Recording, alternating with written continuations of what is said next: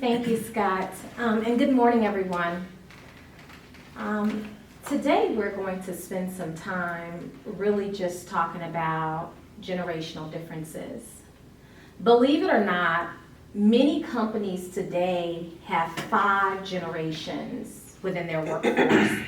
And so we'll start off talking more about workforce, and we'll also see how these multiple generations trickle over even into our personal lives. So in our church small groups, in the education realm, they trickle over everywhere. In our family dynamics, in our homes, right? We have these different generations.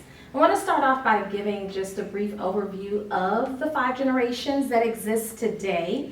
Traditionalists, these are the people that are born before 1945. Baby boomers, and we actually have some baby boomers sitting around this table here. They were born up to 1964. We also have the Gen Xers, and as a matter of fact, we have Gen Xers in here, and I actually am a Gen Xer. And this would be people born from 1965 to 1981. We also have millennials. You probably also heard millennials called Gen Y. They were born between 1982 and 1993. And then guess what? We have our Gen Zers, and we actually have a Gen Zer here representing in our group today. And our Gen Zers were born between 1994 and 2009. I want to start by just asking you all to reflect on the workplace. Reflect on maybe in your home where you know you have multiple generations. Reflect on maybe in your church study groups where you have multiple generations. And I would love for you all to talk to me about what are some key advantages you've seen of having multiple generations all in one room.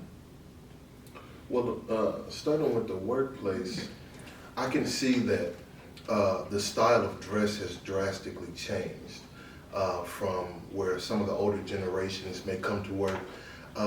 You're going to be in a suit, you're going to be in a tie, you're going to have on dress shoes, you may even wear your hat to work. And then you're going to take your hat, you're going to take your coat, and you're going to put that aside, and you're going to be in your church clothes, or you're going to be in what's considered to be business, and then that turned to business casual. And now, a lot of people just wear t-shirts and jeans to work. Mm-hmm. So I think that that has drastically changed. And I think what that's the art imitating life, where things have become a lot more relaxed in business corporations with industries like Apple and Google, and where they've tried to make the workplace so relaxed to where you really don't have, it doesn't feel like being at work. That's today's narrative, where we don't want you to feel like you're working. We want you to feel like you're having a good time when you're here at work.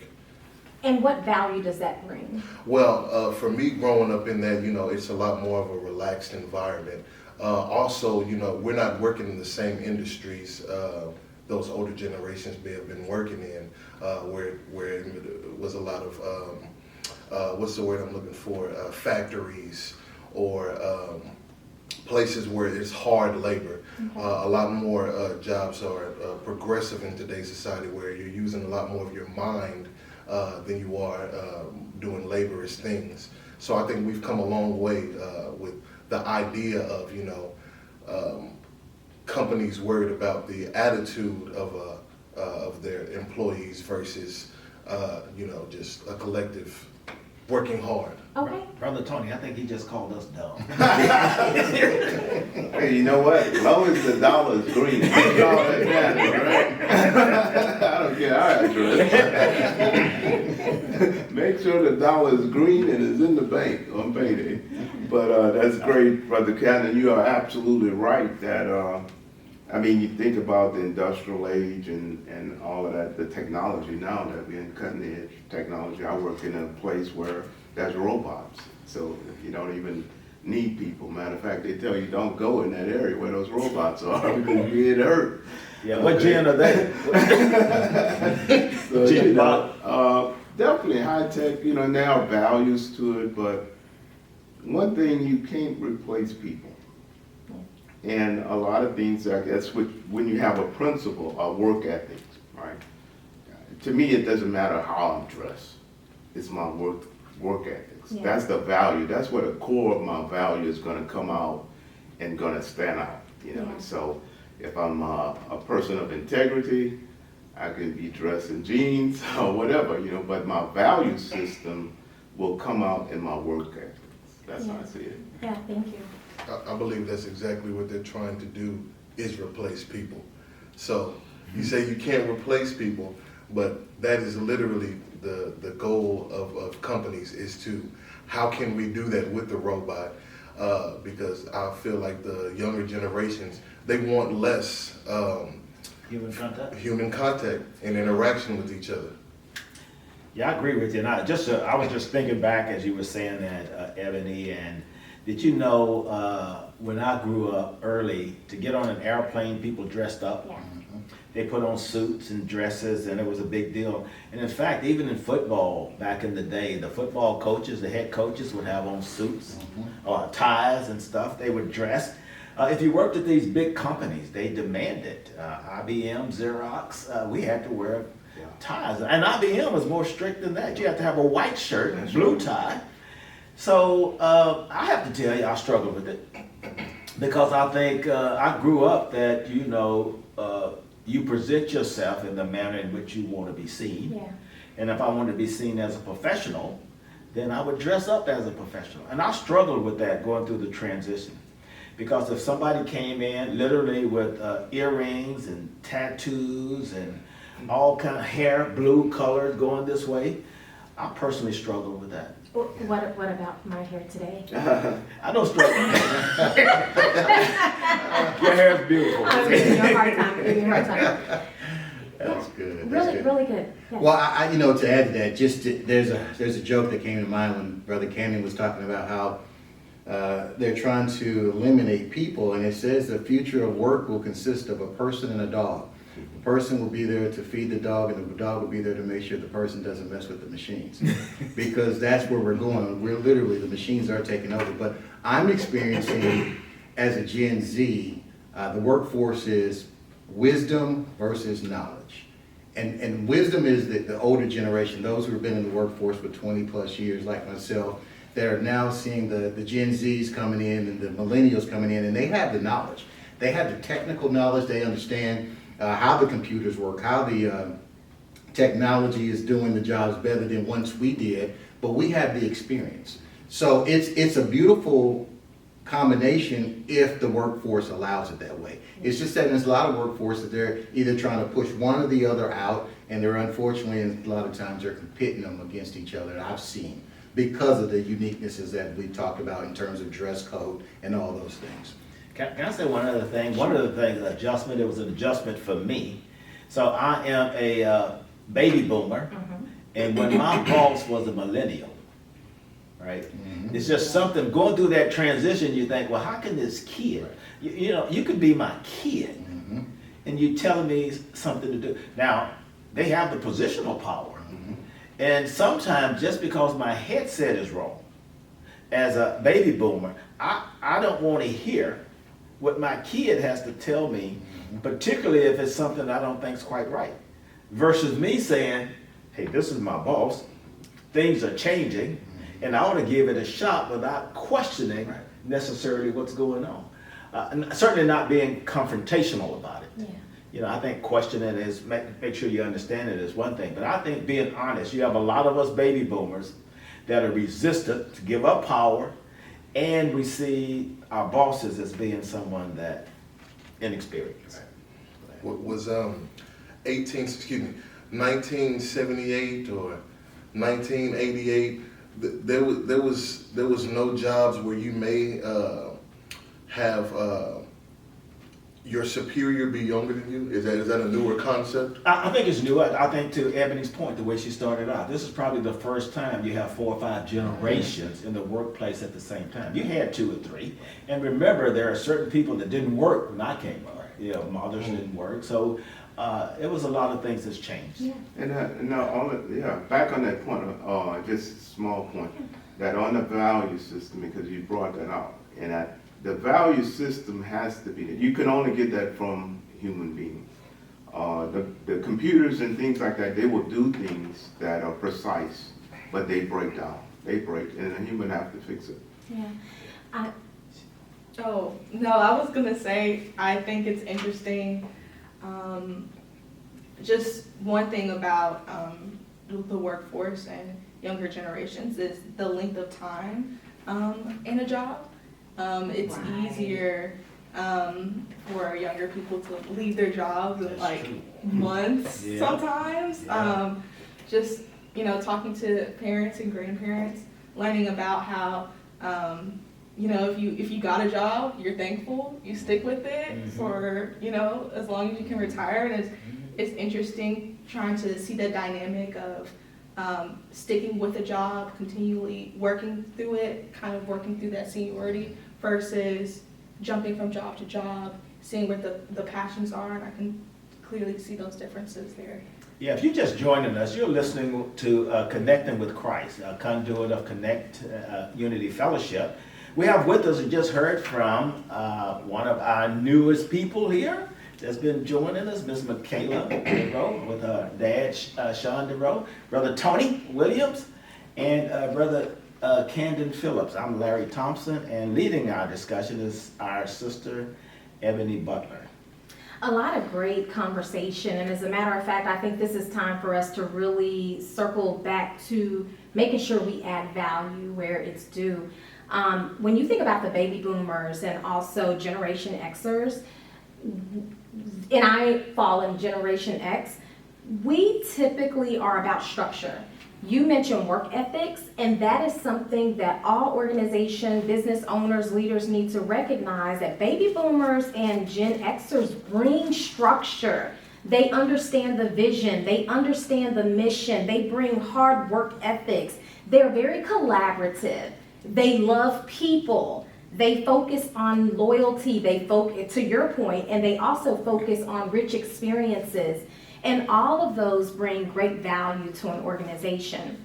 And then on the flip side, and we've heard this before, and I see you're like, okay, Ebony, go ahead and get to the part that's pertaining to me. And so when you think about the flip side of that, the millennials and the Gen Zers, I am going to actually pause. So instead of me giving you all the information and the knowledge that I have in my head, I want to hear from people who are not a millennial or a Gen Zer, and I would love for you all to tell me what value they bring in any setting, workplace setting, in the family, in the home, at church. What value do the younger generation bring besides technology? I can't think of any. No. Right on. No, it's a lot. And you're right, technology is one. But what I think they bring is a new way of looking at things. Yes. I think they bring a new set of values. I mean, our generation would stay at a company because of loyalty and value, even if that company wasn't loyal and valuable to us. So I think what they bring is a new perspective that says, hey, I'm going to do a great job while I'm here. You're going to give me a paycheck, and you need to let me go. Fine. If I need to go, that's fine. So they help bring that, crystallize that, I think. Absolutely. I also think they bring a new culture and creativity to the workforce, because they are not content with the normal or the mundane. Yes. They want to be around culture where they're making a difference, where it feels like they matter and what they're doing matters. So they put the emphasis on significance. And that makes you, even in the workforce, you've been around for 20 years, it makes you even look at your own company different. As you see this younger workforce coming in and challenging some of the norms. Why aren't we doing something that's more better for the environment, for this or for that? Something that makes a difference, that makes us all better. And while you were probably in your small silo just working on your assignment, trying to make it to your finish line. So they bring so much creativity, and they bring the entrepreneurial spirit. Yes. Gen Zs and millennials are about creating and developing and making something better. So you may be working on a project and you've been doing it all your life, and like Brother Larry said, you may have some resistance when they come in and say, I show you a better way of doing it, but that's their entrepreneurial spirit, that's their creativity, and before you know it, they've taken what they have been given, their creativity, you put your experience on it, and you find something that's so much better. Absolutely. Yes, definitely. I mean, human beings, they bring hope, is a great value that they bring future. That when they come on the scene, is a refreshing to see young people, especially if you're in a corporation that is well established and you see young people just starting their career, and you can have that collaboration with them about things that you have experienced while you was at this company for X amount of years. They're just coming in, starting their career. You can tell them about opportunities that are there, but it is the freshness of hope in a generation that is ready to take on the challenges of these big corporations, because they invest a lot of money in the new generation that is coming up. Matter of fact, I worked for IBM, and when IBM had been going through a lot of layoffs, and simply the fact is that big corporations like that, the turnover is no more long-term career. Jobs are like 5-year span. And so this new generation, they're pumping billions and billions of dollars into, Yeah, thank you. What does God say about multiple generations? What do you hear, what have you read that he says about multiple generations and really valuing those generations? And I'll pause and give you a moment to think of that. And whoever would like to chime in. Well, he certainly tells generations to teach the previous generation the Yeah. ways of the Lord, and that's something that we should do. He also says in Romans that if he had left us to our own ancestral generations, we would have ended up like Sodom and Gomorrah. So it's not just teaching them, it's teaching them in the ways of the Lord, because at the end of the day, it's about God. And if I can just, to piggyback off of that, teaching the ways of the Lord to the generations to come, what does that force us to do? the existing So what- generation. Yes, the existing generation, what does that force The us to do? existing generation, I think about Moses and Joshua, that where God's vision was to take Israel into the promised land. That was the long-term vision. So as Moses was preparing Joshua to take over, and Joshua learned from him, it's like a mentor relationship or discipleship type relationship. Joshua observed Moses, but Joshua was a warrior. And so when the time came for God to transition him from Moses to Joshua, he told Joshua, he said, in Joshua 1:8, he says, this book of the law shall not depart from your mouth, as you should meditate it on day and night, and then you will find your success. He said, because we measure success by things that we can acquire, but success is measured by what we do for God. Yes, thank you. Okay. A couple of things, and we've heard this, that just having multiple generations in one home, at one workplace, in one church setting is so beneficial. We talked about it, and it really is great for learning and growth opportunities, and that is for us to learn and grow from each of the different generations that we come in contact with. Also, it really helps us to be agile as a family, as an organization. It helps us to be agile because we continue to have innovative thoughts and ideas that come in from our younger generation. When we need to switch up and change and shift our plans so we can be successful, we're able to do that. And so, I know that there's sometimes this negative that thoughts or connotation on younger generation, and I will say there's so much value with our younger generation as well. The fact, to your point, that our young generation, they will hop from job to job to job, and it's all because, to your point, Shawn, they're always trying to find purpose in what they do. And so that inclusivity and that inclusion in the workplace is also so important. This is also an opportunity to do reverse mentoring. And so you can have someone who's more junior in their career mentor someone who's more senior in their career, and vice versa. And so there's so much greatness that comes with having multiple generations in whatever space you're in order to really advance the work that you're doing or the work of the organization. Absolutely, and we just add to this before we wrap it up. Look, it says the fastest growing group in America is what they call the centenarians. Those are people who are reaching 100 years old. That means that at some point, we will see as many as 6 generations in one family lineage. So we all have to be able to talk to each other in our own language and in their language, because we're all different. We all bring something unique to the table, but there's no doubt about it. We're living longer, and that's going to create more generations even in one lineage, as well as the workforce. So let's get ready, let's be prepared.